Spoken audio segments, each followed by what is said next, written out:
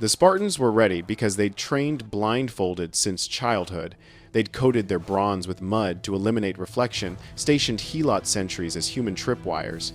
What followed in darkness wasn't battle but butchery. Persian night fighters, elite in their own armies, died in blackness, killed by men who could fight blind. Day 2 dawned on a charnel house of corpses. Conservative estimates place first-day Persian casualties at 5,000. The myth claims 20,000, but even 5,000 bodies in that narrow space created logistical nightmares. Persians couldn't retrieve their dead without entering the killing zone. Disease threatened. Morale plummeted among troops who'd expected easy victory. Then came the noon truce on day 2, ostensibly to collect the dead. During this pause, Xerxes had Leonidas shown something designed to break his spirit. Captured Greek scouts who discovered Persian forces moving along the mountain path. The betrayal was complete. Ephialtes had sold the route for 30 talents of gold. Any competent commander would retreat at this point, save the army to fight another day. Leonidas had hours before encirclement would make escape impossible. The pass could be abandoned. Thousands of lives could be saved. Instead, Leonidas smiled that cold reptilian expression the agoge had perfected in him. "Continue," he ordered, and in that word condemned thousands to planned death. The afternoon fighting reached new crescendos of violence and horror. Persians threw everything: fire arrows, massed charges, elite units mixed with fodder to confuse targeting. The Spartan response was the othismos, a massive coordinated push using the phalanx's weight as a weapon. Men in rear ranks literally shoved those in front, creating pressure that physically crushed Persian formations. As dusk fell, the Phocian contingent guarding the mountain path sent runners. Persian movement confirmed. Encirclement perhaps 6 hours away. This was the moment of final decision: flee and live, or stay and die. The Thespian commander Demophilus spoke first with words that signed 700 death warrants. "We stand with Sparta." But Leonidas' response revealed the calculating monster beneath the hero's bronze. He dismissed most allied contingents, but kept the Thespians who'd volunteered, and the Thebans he suspected of Persian sympathies. To his captain, he gave orders that chill across 25 centuries.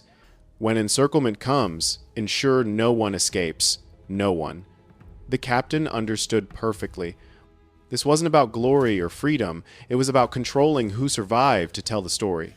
That final night, Leonidas gathered the 300, now reduced to perhaps 250 effective fighters. His speech, recorded by the sole Spartan survivor, Aristodemus, wasn't about democracy or Greek freedom. It was about immortality, purchased through orchestrated death, about becoming more than human by embracing planned extinction. But to the 1,800 surviving helots, he gave vastly different orders. Hold the wings at all costs, absorb the arrows with your bodies, buy time by dying. The final dawn came with Persian trumpets sounding from 3 directions simultaneously. The immortals had circled through the mountains during darkness. The main force pressed the front. Naval elements threatened the flank. Encirclement was mathematically complete. What followed wasn't a heroic last stand. It was orchestrated mass suicide, designed with precision to create a controllable legend.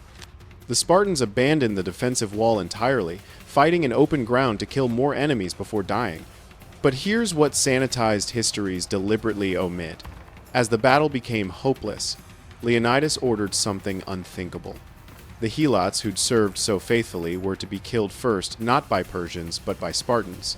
No witnesses to what they'd seen, no slaves returning to spread uncomfortable truths. The Thebans attempting to surrender were cut down by their supposed allies, not by Persians. The final phase became legend because survivors shaped it carefully. Leonidas fell early, his body becoming a rallying point for the final stand. Persians and Spartans fought literally over his corpse in a swirling melee. When spears broke, they fought with swords. When swords broke, with hands and teeth, and stones, and anything that could kill, the final group made their stand on a small hill now marked by a stone lion monument. But the ending came not with heroic swords, but with arrows fired from safe distance. Xerxes, perhaps sickened by the casualties his frontal assaults had cost, ordered his archers to simply end it. The sky truly did darken then. Arrows fell so thick that bodies looked like pincushions. The last Spartan standing, name deliberately unrecorded, was found with over 40 arrows in his shield, still upright in death. As sunset fell on September 20th, 480 BC, the killing finally stopped. Xerxes ordered a body count that reveals the true cost. Persian dead, between 15 and 20,000, including two of Xerxes' own brothers. Greek dead, approximately 4,000, but the proportions tell the darker story. Of 300 Spartans, 298 died. 2 had been sent away as messengers before the final day. Of 700 Thespians, none survived. Of 400 Thebans, none survived. Of 2,100 Helots, here's where the records go deliberately, suspiciously silent. What happened to Leonidas' body violated every sacred rule of ancient warfare. Xerxes, in rage over his catastrophic losses, ordered it crucified and beheaded sacrilege by both Greek and Persian standards. But the mutilation served Leonidas' purpose perfectly. It transformed a military defeat into a martyrdom.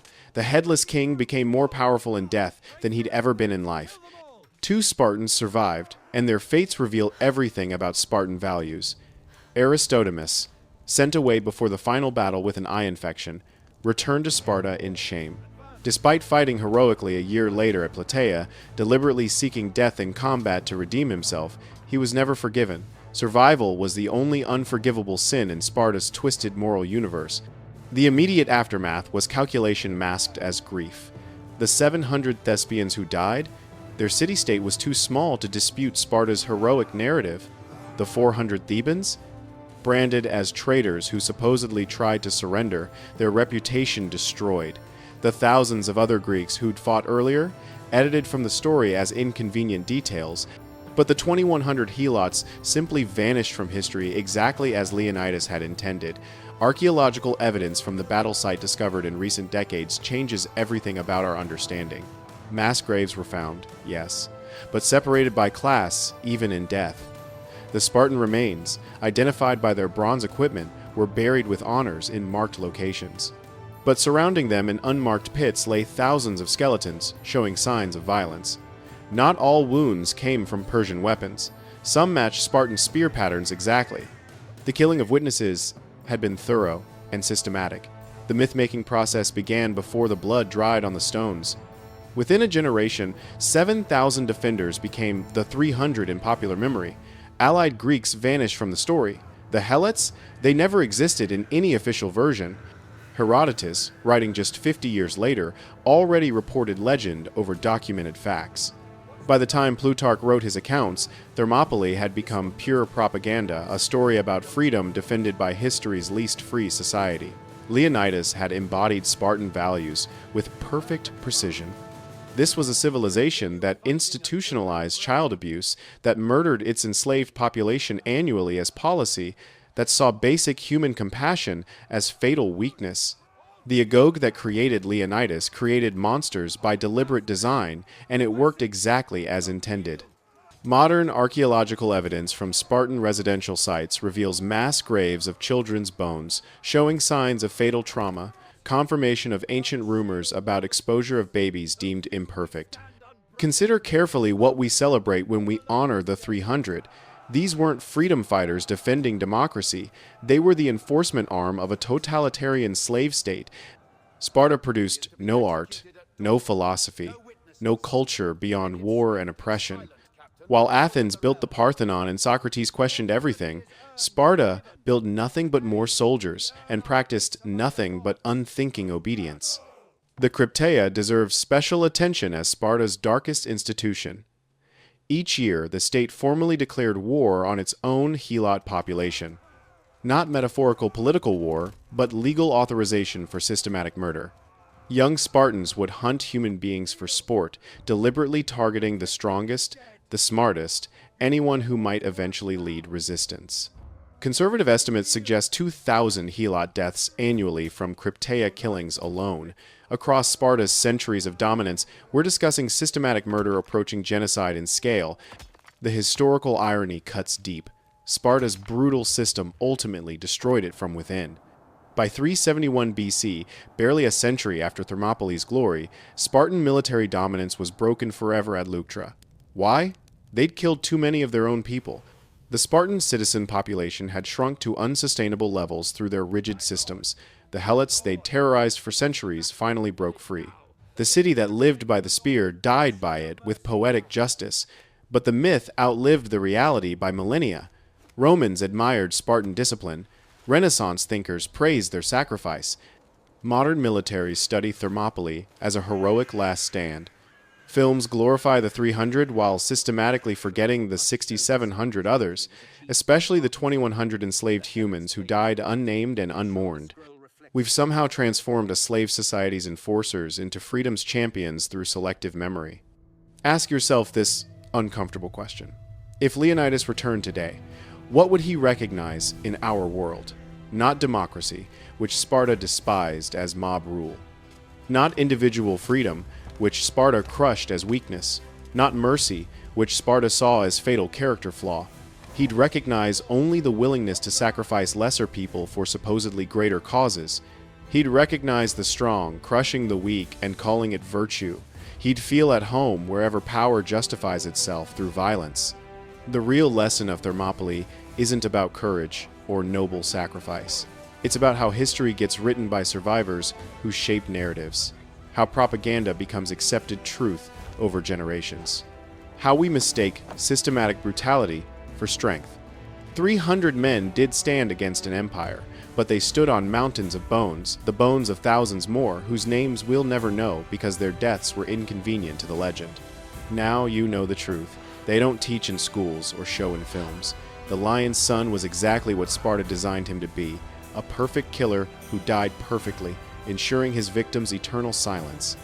Some monsters wear lion skins and bronze armor, some monsters become civilization's heroes, and sometimes 2,500 years isn't long enough to wash away the blood or see through the lies.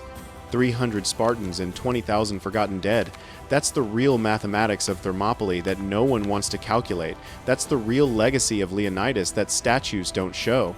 Remember the bronze and glory if you must, but remember also the unmarked graves, the erased names, the helots who died as human shields so Spartans could claim immortal fame.